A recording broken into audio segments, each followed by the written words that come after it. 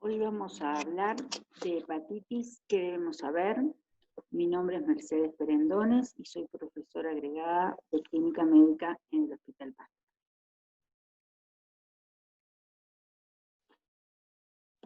Vamos a trabajar a partir de dos historias clínicas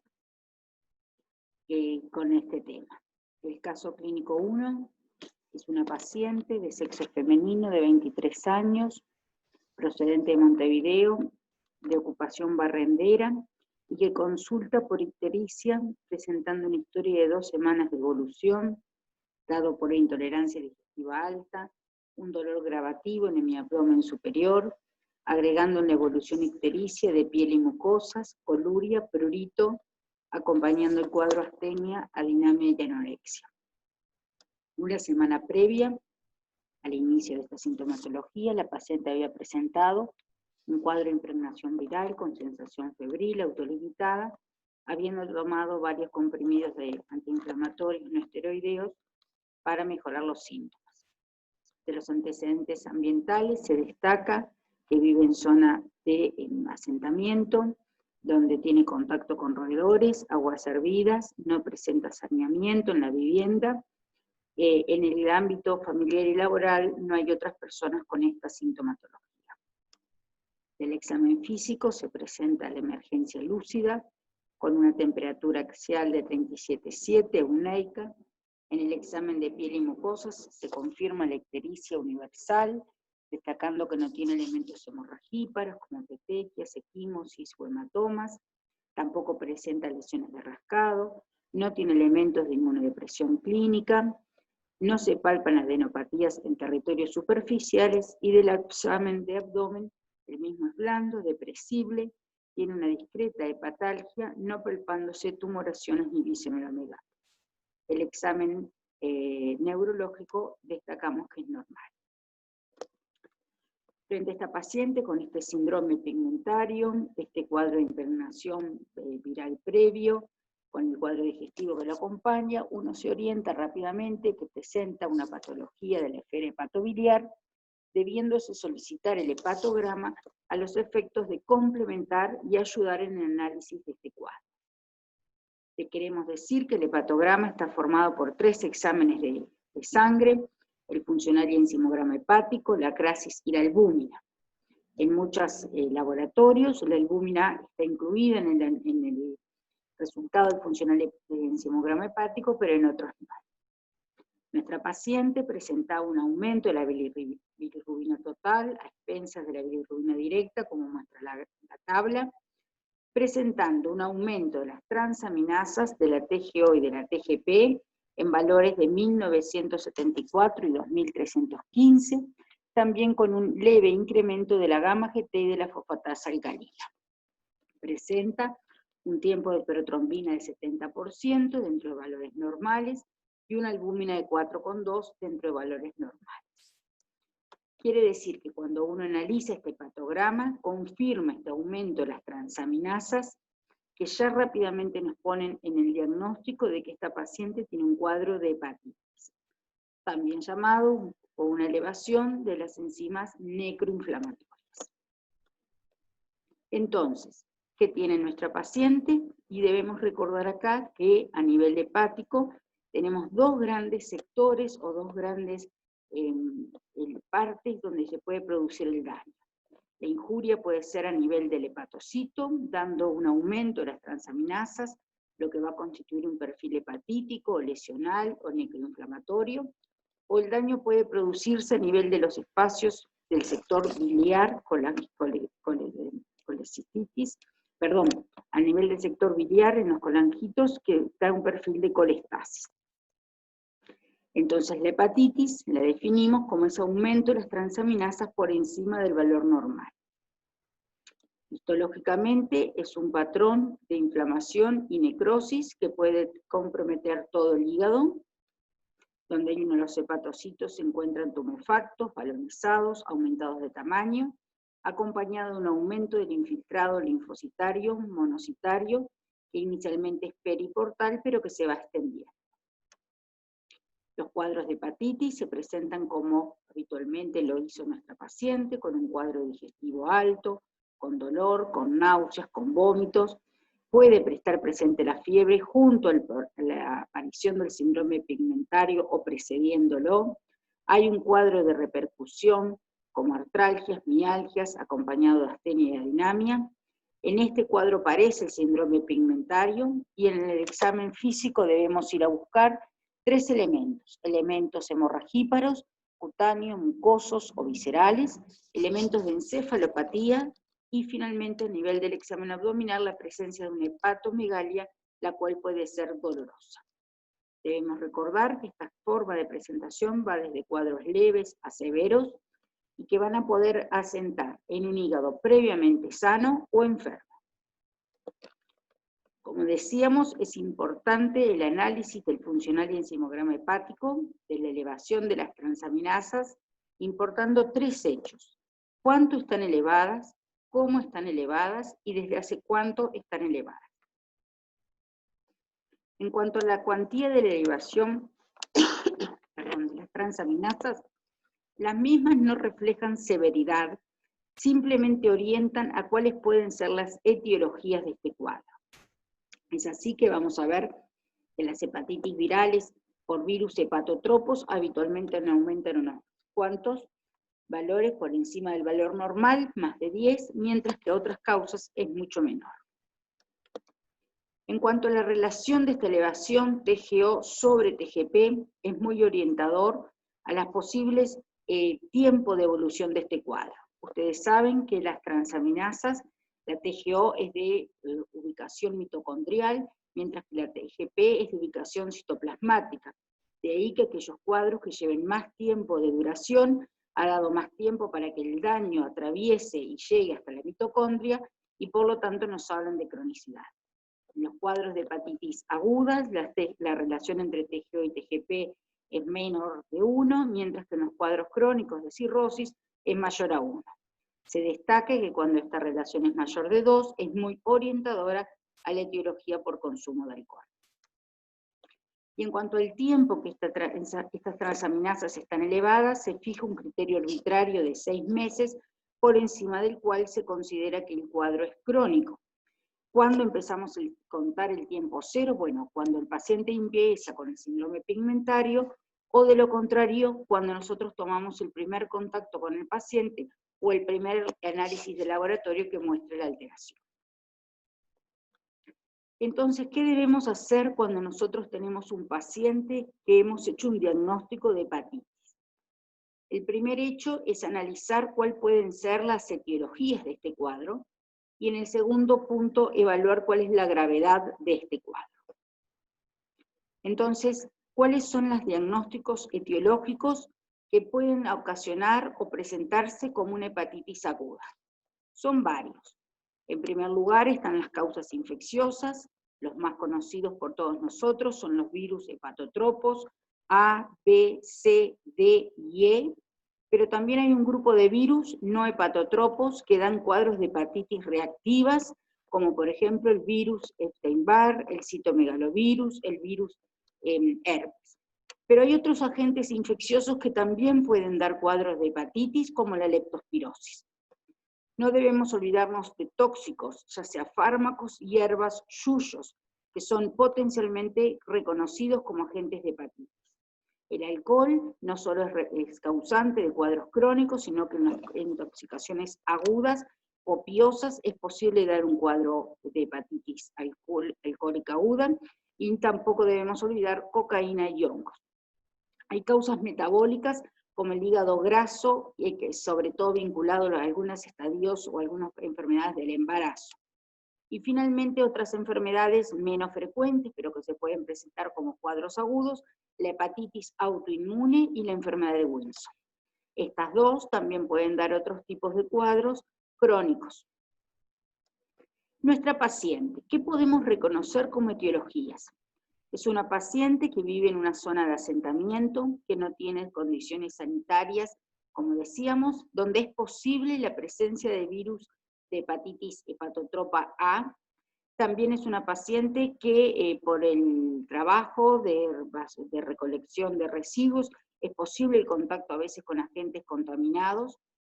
Es una paciente que vive en una zona que se inunda, que tiene contacto con roedores. Todos sabemos que estos son los vectores de la leptospirosis, por lo tanto este es otro posible agente etiológico. La paciente había tomado AINES en cantidades previas al inicio de este cuadro para mitigar el cuadro de impregnación viral que tenía, por lo tanto es otros agentes que podemos involucrar, y nunca en una mujer joven podemos dejar de pensar si no puede tener una hepatitis autoinmune. Con este esquema de pensamiento es que vamos a solicitar la paraclínica que nos oriente en cuál es el diagnóstico etiológico. Nuestra paciente tiene un hemograma que tiene una hemoglobina normal, glóbulos blancos de 7.500 y plaquetas de 279.000, todos dentro de valores normales. Tiene una zoemia, creatinemia y ionograma normal, y se le realiza una ecografía de abdomen que muestra un hígado de tamaño normal, homogéneo, sin imágenes macronodulares, el vaso normal, la vía biliar intra y extrahepática sin alteraciones. Por lo tanto, de esta paraclínica básica que acompaña no vemos ninguna alteración y es como siempre fundamental realizar la ecografía. Pensando en las etiologías que nombrábamos, se le piden en primer lugar las serologías para los virus hepatotropos, virus de hepatitis A, IgM que fue negativo, virus de hepatitis B, antígeno de superficie y anticuerpo core que fue negativo, virus de hepatitis C, un ELISA que fue negativo y se debe confirmar con un PCR que fue también negativo, y virus de hepatitis E, tanto hay que pedir siempre el IgM e IgG que fue negativo. Asimismo, se le solicita la presencia de serologías para otros virus no hepatotropos, como citomegalovirus, Epstein-Barr y antivirus que fueron negativos, y se determina la serología para leptospirosis que también fue negativa. Pensando en los otros agentes que habíamos hablado, en las otras posibles etiologías, se solicitan anticuerpos, pensando en la hepatitis autoinmune, se solicita anticuerpo antinuclear, que fue positivo en un valor de 1 en 240, asimismo fue positivo el anticuerpo LKM1, que es específico de hepatitis autoinmune, mientras que el otro anticuerpo antimusculo liso fue negativo. Se adjunta el proteinograma electroforético, donde se ve un aumento de las proteínas totales en la banda de las gamma globulinas, como es característica de esta afección. En esta paciente se realizó una biopsia porta que fue significativa, ya que reconoce 10 espacios porta en la misma, y donde nos muestra algunos elementos que son característicos de esta afección, como la presencia del infiltrado inflamatorio, la emperipolesis sobre la placa limitante con necrosis en migaja. Y descarta también otras alteraciones, dado que no ve alteraciones ductales, la técnica de PERS buscando hierro fue negativa, no veía hepatocitos en vidrio desmerilado, que son características de cuando hay toxicidad por virus, ya sabíamos que las serologías eran negativas, tampoco ve esteatosis ni granulomas.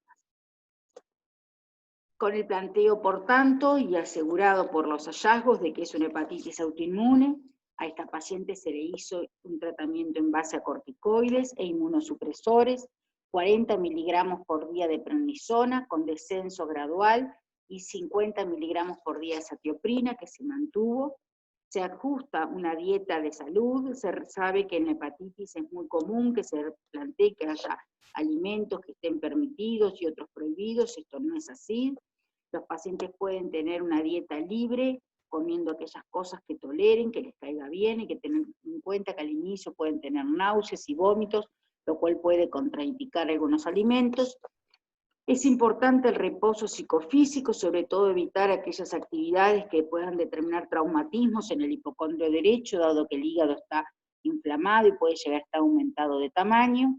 Y es fundamental evitar todas aquellas sustancias o hechos que pueden agravar el cuadro, como es la ingesta de tóxicos, alcohol y fármacos.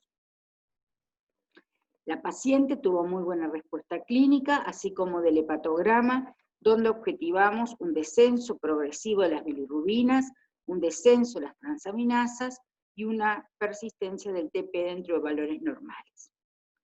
En suma, vimos un caso de una hepatitis paciente con una hepatitis aguda que la etiología fue una hepatitis autoinmune y que tuvo una buena evolución al tratamiento. El segundo caso que vamos a compartir es una mujer de 35 años, meretriz, con mal medio socioeconómico, que consulta por un cuadro de una semana de evolución dado por ictericia, malestar general y náuseas. Estuvo cursando un cuadro de impregnación viral los 15 días previos, con artromialgias, por lo que toma también analgésicos. Al examen físico, esta paciente se nos presenta lúcida, apirética, con una ictericia universal. Al examen cardiovascular es normal, y en el examen de abdomen se constata una hepatomegalia dolorosa a 4 traveses del reborde costal. El hepatograma, como ya decíamos, fundamental para poder analizar este cuadro digestivo de la esfera hepatobiliar, muestra un aumento de la bilirrubina total a predominio de la directa, con un aumento de las transaminasas en los valores de los miles, aumento de TGO y de TGP, mayor de TGP, como ya hoy veíamos, que es lo compatible en los cuadros agudos, y tiene un aumento leve de la gamma-GT y de la fosfatasa alcalina normal. El tiempo de protrombina es de 60%, quiere decir que está disminuido, el valor normal es 70 o más, y la albúmina es dentro de valores normales. Si pensamos nuevamente cuáles pueden ser las etiologías de esta paciente, uno en esta paciente, que es una meretriz, una mujer joven, se inclina a pensar en virus hepatotropos, pero ya sobre todo aquellos virus que sean de transmisión sexual o parenteral. También debemos pensar en fármacos, dado que la paciente había estado tomando AINES, y al igual que dijimos en el caso anterior, en una paciente joven no debemos nunca olvidarnos de la posibilidad de una hepatitis autoinmune.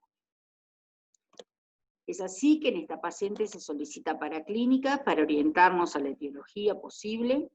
El hemograma es normal, tanto los glóbulos rojos, a través de la hemoglobina, los glóbulos blancos algo aumentados y las plaquetas normales. La zoemia, creatininemia y ionograma es normal, y la ecografía de abdomen confirma lo que ya habíamos visto en el examen físico, que el hígado está aumentado de tamaño, pero es de congenicidad homogéneo, sin imágenes nodulares, el vaso es normal y la vía biliar no está dilatada.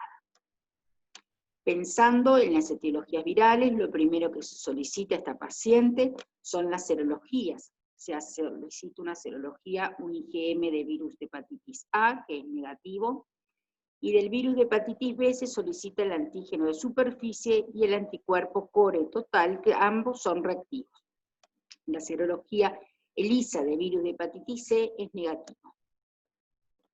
Entonces, en esta paciente que hemos encontrado reactivo, ambos antígeno y anticuerpo del virus de hepatitis B, es lo que se plantea que tiene. Debemos recordar, en cuanto a los cuadros agudos, el 70% de los pacientes que tienen una hepatitis B aguda logran una resolución espontánea, mientras que un 30% no lo logran. El virus está persistente más de 6 meses y se dice que estamos frente a una hepatitis crónica. Un gran porcentaje de esos pacientes anualmente van logrando un control antigénico, que se dice que tienen un clearance viral que se va negativizando, y pocos de ellos van hacia la cirrosis hepática y el hepatocarcinoma. Actualmente se sabe que los pacientes pueden llegar al hepatocarcinoma sin necesariamente pasar por la etapa de cirrosis. Este es un cuadrito que lo que muestra es lo mismo, la infección aguda, un gran porcentaje la resuelven, un porcentaje pasan a la forma crónica de hepatitis crónica, que finalmente cada vez menos van pasando a la cirrosis, al cáncer de hígado, el hepatocarcinoma, y finalmente fallece. Se considera que el paciente que a los 6 meses no logra una resolución del cuadro agudo, es lo que se llama, o mal llamado más bien, un portador crónico, que es cuando tiene antígeno de superficie positivo mayor de los 6 meses. Existen 8 genotipos del virus de hepatitis B de distribución mundial. En nuestro país, al igual que en el resto de América del Sur, el genotipo que predomina es el genotipo F. Las formas de transmisión del virus de hepatitis B está vinculado a la forma parenteral y a la forma sexual. La forma parenteral en nuestro país, desde el año 88, y un control de los bancos de sangre, por lo cual es muy poco probable que esta sea una vía de transmisión en caso de donaciones, pero recordar que a nivel horizontal, es decir, que las transmisiones sanguíneas horizontales, existen dos formas que siempre debemos investigar y estar presentes, que es la forma nosocomial, como sucede, por ejemplo, cuando dentro de las instituciones de salud se comparten agujas, se comparten jeringas, o a veces en instrumentos que uno no piensa, como las lancetas de la realización del oximoglucotés, y finalmente transmisión intrafamiliar cuando se comparten objetos cortocontusos como alicates, cepillos de dientes, máquinas rasuradoras. No olvidarse también que hay otra forma más oculta, como es, por ejemplo, cuando se colocan piercing o cuando se realiza acupuntura, tatuajes con elementos que no son los adecuados ni cumplen las normas de esterilización. Se sabe que el riesgo de transmisión de virus de hepatitis B es mucho mayor que el de C y HIV a través de la transmisión con una aguja. Hay un grupo de pacientes, o de personas, mejor dicho, que deben ser evaluadas siempre para descartar que no tengan una hepatitis B, y nuestra paciente forma parte de los grupos de contacto, de grupos de riesgo para la misma. El virus de hepatitis B es un virus complejo que es un virus de tipo ADN, que está rodeado de una cápsula y que expresa en su membrana los antígenos de superficie. El organismo es capaz de producir anticuerpos contra ese antígeno de superficie, y a su vez produce anticuerpos contra esta cápside, que son los anticuerpos del core. A su vez, el virus es capaz de producir antígenos de superficie sin ADN en su interior, que también se ven en la sangre. Es así que tenemos el antígeno de superficie, que es el que marca la infección, y cuando se logra la curación aparece el anticuerpo de superficie. El antígeno core es el que nos va a marcar con la aparición del anticuerpo contra el core, IgM agudo e IgG de crónico. Y finalmente, para valorar la replicación viral, es que se solicita el antígeno E. Cuando el mismo es negativo ya aparece el anticuerpo E, y podemos detectar también y titular el ADN del virus B, la carga viral. Entre toda esta gran cantidad de antígenos y anticuerpos, ¿cómo debemos orientarnos y qué es lo primero que debemos pedir?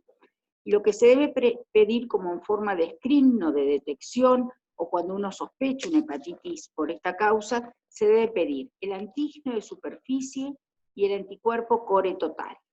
Si los dos son negativos, la persona no tiene una infección por virus de hepatitis B.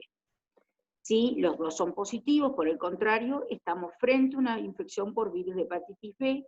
Lo que debemos saber o preguntarnos si esta infección es aguda o si es crónica.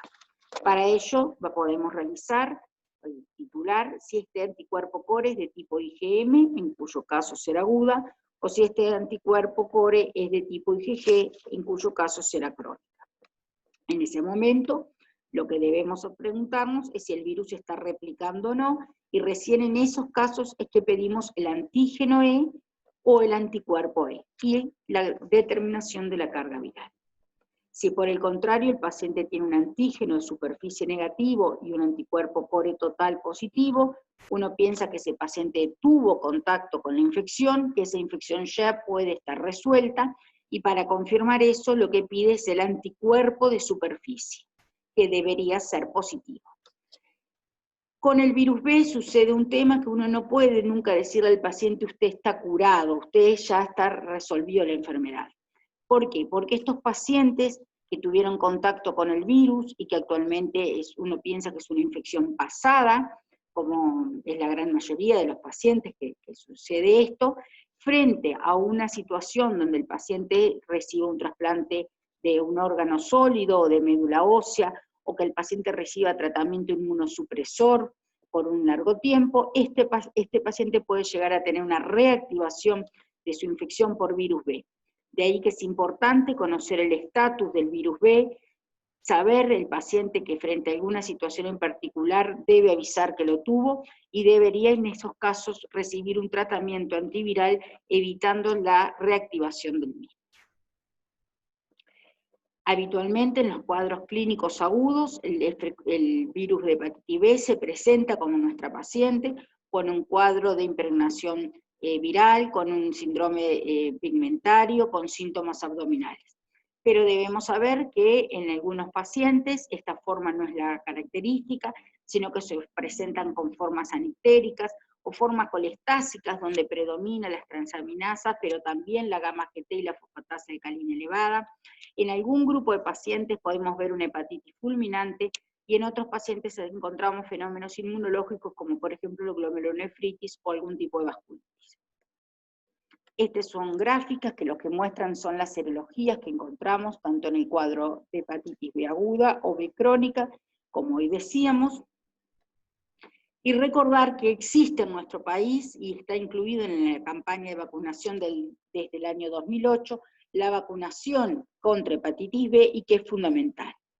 A medida que pasan los años, después que una persona se vacunó, se sabe que va cayendo el título de anticuerpos de protectores, y que después de los 15 años se plantea que la persona debería chequear ese título de anticuerpos, porque en caso de ser menor a 10 debería hacerse un refuerzo de la vacunación, un booster, a los efectos de mejorar su estado inmunitario. Este es el esquema nacional, donde la hepatitis B, recordar que también está incluido la hepatitis A, por lo tanto uno tiene que pensar que en un par de años la gran mayoría de los pacientes que veamos van a estar ya inmunizados, y por lo tanto estos no serán agentes. La segunda pregunta, después del análisis de la etiología, era preguntarnos cuál era la gravedad de este cuadro de hepatitis. Y acá hay algunos conceptos que debemos saber. Se considera, como decíamos, hepatitis aguda, este cuadro clínico de laboratorio. Se considera que la hepatitis aguda es grave cuando asocia un trastorno de la coagulación, y que decimos que es grave fulminante o simplemente fulminante cuando a este trastorno de la coagulación se le agrega un componente encefálico. Por suerte, el 70% de los cuadros son cuadros agudos, muy poquitos van a la forma fulminante. Decíamos que el punto criterio diagnóstico para una hepatitis aguda grave es el trastorno de la presencia de un trastorno de la coagulación, que está definido como un aumento del INR mayor de 1,5 o una caída del TP debajo del 50%. Y en cuanto a la forma fulminante, es que a esto se asocie cualquier grado de encefalopatía. Por supuesto que la mortalidad va de la mano con la prioría del cuadro, y mientras que en las hepatitis agudas la mortalidad prácticamente no existe, en las formas fulminantes es de hasta el 80%. Para mostrarles la cuantía de estos cuadros de hepatitis fulminante, este es un estudio argentino publicado ya hace unos años, que muestra que sobre 204 pacientes del mismo trasplantados por hepatitis fulminante, la hepatitis B representó 30 casos. Este es un trabajo de España que abarcó unos cuantos años, y sobre 267 pacientes trasplantados por hepatitis fulminante, la hepatitis B representó 76 pacientes. Entonces, ¿qué efectos debemos considerar de esta enfermedad o de esta forma de presentación? Los trastornos coagulopáticos, decíamos que los vamos a definir como un aumento del INR o caída del TP, pero eso es la presencia o de la definición, pero en realidad los trastornos de la coagulación que se ven en estos pacientes son muy importantes, donde disminuyen varios factores de la coagulación, todos los que están vinculados a la producción hepática. Hay también una disminución de la T3, hay un trastorno plaquetario que puede verse desde disminución del número de plaquetas hasta disfunción plaquetaria, e incluso se plantea si no podría haber un fenómeno de coagulación intravascular diseminada. Pese a estos múltiples trastornos coagulopáticos, la incidencia de sangrado espontáneo es realmente baja. En cuanto a los aspectos de encefalopatía, todos sabemos que hay 4 formas clínicas de presentación. Sin duda, si uno espera que tengamos un paciente que esté en coma o que tenga elementos piramidales o extrapiramidales, estaremos tarde. E incluso se dice que en el grado 1 de bradisiquia, bradilalia, alteración del sueño, ciclovigilia, también estaríamos tarde, y que debemos estar atentos a lo que se consideran cambios mínimos llamados encefalopatía hepática mínima. Esta consiste en la presencia de alteraciones en test psicométricos, como son, por ejemplo, conexiones de números consecutivos, o darle al paciente claves numéricas para que las escriba o las repita, o el de dibujar una línea quebrada. Todos estos test que se hacen incluso día a día y más de una vez al día, son los que permiten la detección precoz de la presencia de encefalopatía. ¿Qué pasa con los pacientes que tienen una hepatitis fulminante? Bueno, deben ser pacientes que deben ser conectados inmediatamente a un centro de trasplante, dado que se habla de que un porcentaje de ellos pueden sobrevivir solos, sin ninguna medida, un porcentaje van a fallecer y un porcentaje van a ser trasplantados, y habitualmente de 100 es un tercio, un tercio y un tercio. ¿Qué pasa con nuestra paciente? Nuestra paciente, si recordábamos, tenía una hepatitis aguda, que habíamos hecho diagnóstico de una hepatitis a virus B, que tenía un TP de 60%, es decir, por debajo del normal, y que por ese motivo, a los efectos de tener control, ingresa a sala. Tiene una mejoría de los síntomas, una mejoría del cuadro digestivo, de la sensación de artralgias, de adinamia, de astenia, no presenta elementos clínicos de hemorragíparos, siempre en todo momento se encuentra lúcido y obviamente los elementos mayores neurológicos no estaban presentes. Pero a las 48 horas del ingreso, en la paraclínica de control, se aprecia una caída del tiempo de protrombina, 40%, por lo tanto ya la podemos catalogar como una hepatitis aguda grave. No tenía elementos clínicos de encefalopatía. Se insiste en el tratamiento, como hablábamos hoy, de la dieta, del reposo, de evitar tóxicos, se contacta al grupo de trasplante hepático, que en nuestro país es el grupo del Hospital Militar, con un estricto control clínico del laboratorio, y la paciente lentamente va mejorando el tiempo de protrombina sin necesidad de ningún tratamiento. Se discutió en el grupo si era necesario hacer algún tratamiento antiviral para el virus B, cuya decisión en esta paciente fue no realizar. Los resultados son contradictorios a veces entre hacer o no hacer tenofovir.